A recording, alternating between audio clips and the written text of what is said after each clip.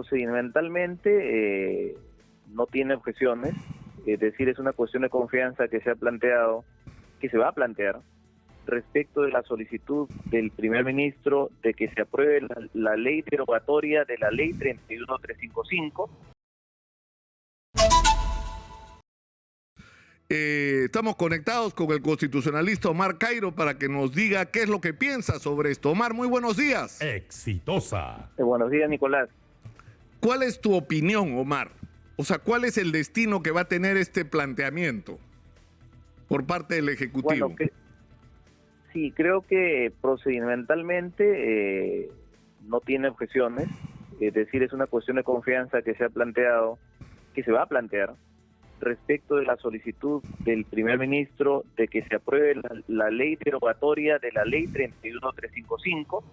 Ayer se ha dicho que esto es inconstitucional e ilegal porque no caben cuestiones de confianza sobre reformas constitucionales. Esta cuestión de confianza no es sobre una reforma constitucional, sino sobre la derogación de una ley ordinaria, la ley 31355. Por ese lado, la cuestión de confianza es válido que se haga. Lo que el Congreso tendrá que hacer es decidir si aprueba o no la derogación de la ley 31355. Si la aprueba, estará aprobando la cuestión de confianza, y si no la aprueba, le estará rechazando, y por lo tanto el gabinete Torres tendrá que irse a su casa y vendrá un nuevo gabinete, como lo describiste en la introducción. Por otro lado, si es que quiere evitar eso el Congreso, pues entonces derogará la ley 31355, el gabinete Torres permanecerá en su cargo, pero eso significará que derogada la ley 31355, el Ejecutivo podrá presentar proyectos de reforma constitucional y plantear cuestión de confianza sobre esos proyectos y decirle al Congreso: si ustedes no lo aprueban, entonces el gabinete pierde el cargo, y en una segunda ocasión, si hay un rechazo a un segundo proyecto de reforma constitucional con cuestión de confianza, entonces podrá disolver el Congreso. O sea, pues es una posición muy difícil el Congreso, claro, por este planteamiento, pero la razón creo que es simplemente responsabilidad del Congreso. El Congreso ha perdido tiempo. Exitosa. Con dos solicitudes de vacancia manifiestamente insostenibles, una tercera que es la llamada vacancia 3.0, hecha por un congresista que ha hecho de la vacancia su bandera política, y que están contando las firmas, 61, 65, 66, una denuncia constitucional de la fiscal que no tiene sustento porque contraviene el 117, una denuncia constitucional por traición a la patria, cuando decirle a Del Rincón que se apoya el reclamo boliviano de salir al mar por Chile no es traición a la patria, pero bajo ningún concepto. Entonces el Congreso se ha dedicado a eso, y en lugar de hacer el juicio político, que es el único mecanismo válido que permite destituir al presidente. Ahora, mi interrogante es esta. Es decir, el Congreso de la República propuso la ley 31355. Y esta ley, porque esto además viene desde octubre del año pasado, esta ley tiene un año, más de un año. Y en el momento que esta ley se presentó, el gabinete puede decir: a ver, un momentito, ustedes al presentar esta ley me están quitando potestades como ejecutivo para plantear cuestión de confianza, por lo tanto están invadiendo, por decirlo así, mi territorio, y por esto yo puedo hacer cuestión de confianza. No lo hicieron, Omar. No lo hicieron. Es que plantearon una demanda de inconstitucionalidad. Pero esta ley fue al Congreso, fue al Tribunal Constitucional, y el Tribunal Constitucional dijo que no, que esta ley 31355 no era constitucional. Entonces no es, digamos, extemporáneo plantear una cuestión de confianza por algo que ya se resolvió. No, porque con la demanda de inconstitucionalidad lo que pide es la anulación por antijurídica de la ley 31355. En cambio, la propuesta de derogación no implica un cuestionamiento a la validez de la norma. Una ley válida puede ser derogada. Y lo que el Tribunal Constitucional ha dicho, la ley 31355 es válida. Está bien, cualquier norma que está en el ordenamiento y que es válida puede ser derogada. El presupuesto para derogar una norma es que sea válida la norma. Entonces, este proyecto derogatorio está varios meses en el Congreso, y ahí otra vez responsabilidad del Congreso. Si hace 2 meses o un tiempo razonable el Congreso hubiera desestimado, hubiera desaprobado el proyecto derogatorio, no pasaba nada. pero por dedicarse a vacancia 3.0, traición a la patria, 117 hay que interpretarlo extensivamente, no han rechazado no han desaprobado esta derogación y el Ejecutivo ahora plantea moción de confianza. ¿Eso quiere decir que no existe desde tu punto de vista la posibilidad de que el Congreso diga, no, esto es improcedente, no podemos tramitar esta solicitud? No, es que no, la única razón por la cual se estaba diciendo ayer es porque esto estaba referido a reforma constitucional y no. Este proyecto es la cuestión de confianza respecto del proyecto de derogación de una ley ordinaria. Entonces, no contraviene ni a la misma ley 31355 que prohíbe la cuestión de confianza sobre el proyecto de reforma constitucional. Entonces, no hay una cuestión de confianza se puede plantear respecto de un pedido que se ha hecho al Congreso. No, claro, y el pedido de derogación de la ley 31355 ya lo ha hecho el presidente hace meses. Claro, es más, o sea, lo que tú dices es que además, si el Congreso dice no, esto no procede porque esto implicaría una modificación constitucional, estarían reconociendo que con la ley 31355 modificaron la Constitución, que es lo que han negado, ¿no es cierto? Exactamente. O sea, se y además el Tribunal Constitucional ya ha dicho que no. Ahora, o sea, tú lo que dices, Omar, con la experiencia y el conocimiento que tienes es, uno, sí es procedente, o sea, el Congreso sí va a estar obligado a decir que sí o decir que no al proyecto de ley para derogar la 31355. Exacto. Van a tener que decir sí o no. Y el gobierno, si le dicen que no, va a decir, hago cuestión de confianza. ¿Y cuál es la conclusión? Tiene que renunciar al gabinete. No, perdón. No es que si le dicen que no. Antes de que debatan, sí, claro, va a decirle, pido que deroguen y hago cuestión de confianza en mi pedido. Si claro. Es que no derogan, están en ese momento desaprobando la cuestión de confianza porque están rechazando el pedido. No es posterior la cuestión de confianza, es previa. De acuerdo, es decir, al momento de someter a votación, si votan en la medida que se ha pedido cuestión de confianza, si votan por aprobarlo, no pasa nada, la vida continúa y queda derogada la 31355.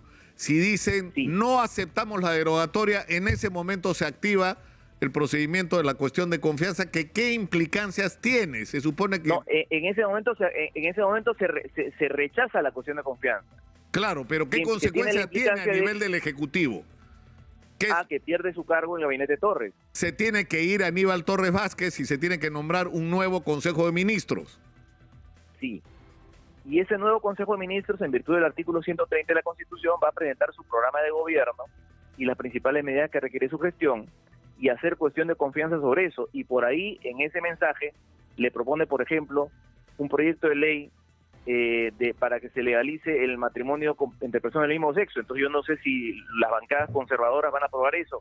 Y si han hecho cuestión de confianza, si hace cuestión que va a ser cuestión de confianza por mandato constitucional, claro. Entonces si dicen que no es a eso, es el segundo rechazo y el presidente podrá disolver el Congreso. Exitosa. O claro, o pone a Guillermo Bermejo de presidente del Consejo de Ministros, o a Guido Bellido, que acaba de romper palitos con... Exacto. ¿No?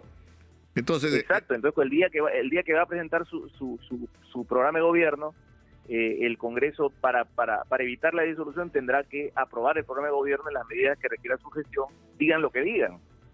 Ahora, ¿qué implicancia tiene esto en el contexto de la visita de la delegación de la OEA? Porque la pregunta es, ¿cuáles son los plazos para esto? O sea, el gobierno está planteando, hago cuestión de confianza y solicito que se vea en el próximo pleno. Eso es lo que ha pedido, ¿no? Que sea en el próximo pleno. Lo que ocurre es que, según dice el oficio, el proyecto fue presentado con la indicación de urgencia prevista en el artículo 105. Entonces, ya está en falta procedimental administrativa el Congreso al no haberle dado prioridad. Entonces lo que tiene que hacer es en el primer pleno ver esto, porque el 105 dice que el Congreso está obligado a dar prioridad, sobre todo, a todo otro proyecto, toda otra tarea que estuviera haciendo, a los proyectos presidenciales que invoquen el 105 de la Constitución. Entonces, lo que tiene que pasar es que en la primera sesión del Pleno el primer ministro vaya y sustente y se empiece el trámite del proyecto de derogación. No está obligado el Congreso a exonerar el trámite de comisiones. puede hacerlo, pero si es que la Junta de Portavoces no lo decide, esto va a comisiones y de ahí al Pleno. Entonces, ese es el trámite que sigue. Ahora, el problema con la visita de la OEA es el siguiente. Es decir, desde el punto de vista técnico, jurídico, esto es una cuestión de confianza que se va a plantear, pero y en este momento todavía el Congreso puede hacer el juicio político, pero ante la mirada de la OEA, el juicio político ahora va a ser visto como una respuesta a la cuestión de confianza, cuando es simplemente el resultado de la lenidad del Congreso en utilizar este mecanismo.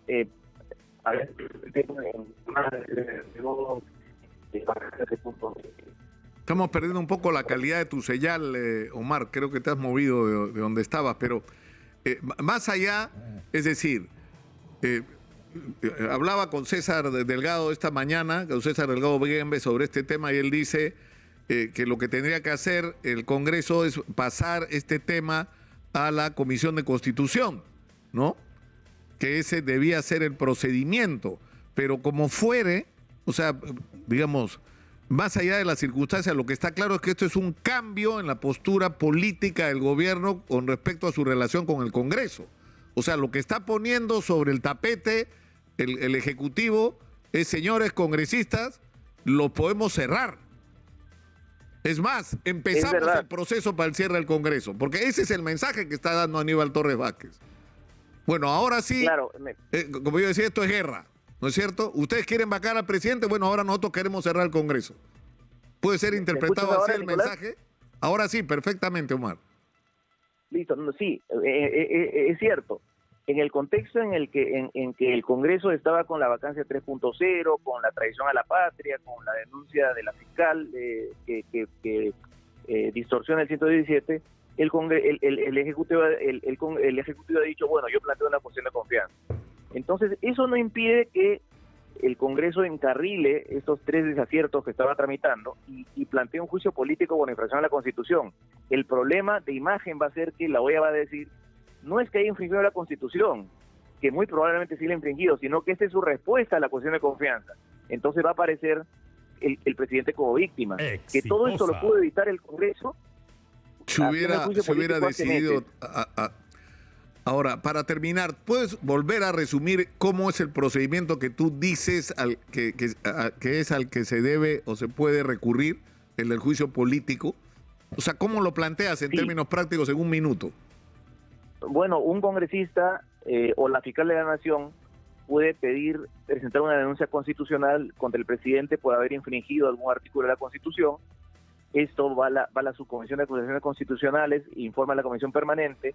La Comisión Permanente, si cree que el presidente ha infringido un artículo constitucional, propone su destitución y el Pleno aprueba la destitución con 66 votos. Eso está previsto en los artículos 99 y 100 de la Constitución. La Defensoría del Pueblo ha dicho que es procedente. O sea, por ejemplo, cuando se discute si el presidente encubrió o protegió a los prófugos, a su sobrino, a Juan Silva o a Bruno Pacheco, eso no solo es un delito de incumplimiento, de obstrucción a la justicia, es una infracción a un artículo explícito de la Constitución que dice que el presidente está obligado ¿no? Al 118, inciso 9, que dice que el presidente debe cumplir y hacer cumplir las resoluciones judiciales. O sea, el presidente, al haber protegido a los prófugos, no solo habría cometido un delito, sino habría infringido la Constitución. Como ha infringido la Constitución, eso es causal de juicio político y, por lo tanto, podría ser destituido. Eso es lo que tú dices. Exactamente. No, de repente los congresistas no están convencidos de que eso ha pasado, qué sé yo. O los congresistas, mi querido Omar, no quieren irse. Más bien. También esa es otra posibilidad plausible, ¿no? Va bien. Muchas gracias, Omar. Como siempre, tan claros tus puntos de vista. Uno puede no estar de acuerdo contigo, pero que hablas claro, mi estimado. Muy buenos días. Buenos días, Nicolás. Muchas gracias. Omar Cairo ha estado en la línea. Nos vamos a la pausa. Regresamos con más.